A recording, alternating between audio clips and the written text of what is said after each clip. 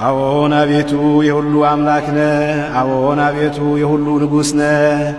አዎን አቤቱ ሁሉን የምትገዛ ነህ። አዎን አቤቱ ሁሉን የምታድን ነህ። አዎን አቤቱ በእውነት የሁሉ ገዢ ነህ።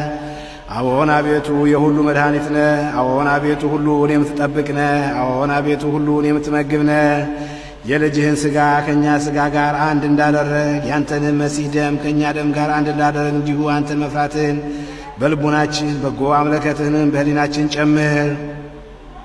ሥጋውያን የምንሆን እኛ ግን የሥጋን ሕግ እናስባለን፣ የሥጋ ሥራንም እንሠራለን፣ በሥጋ መንገድም እንሄዳለን። አንተ ግን የመንፈስ ሥራ አስተምረን፣ የመንፈስም ሕግ አስረዳን፣ የመንፈስም መንገድ ምራን። እኛን ኃጥአንን ብትምረን ያን ጊዜ መሐሪ ትባላለህና፣ ጻድቃንን ግን ከሥራቸው የተነሣ ትሰጣቸዋለህ፣ እንደ ጽድቃቸውም ታስረክባቸዋለህ።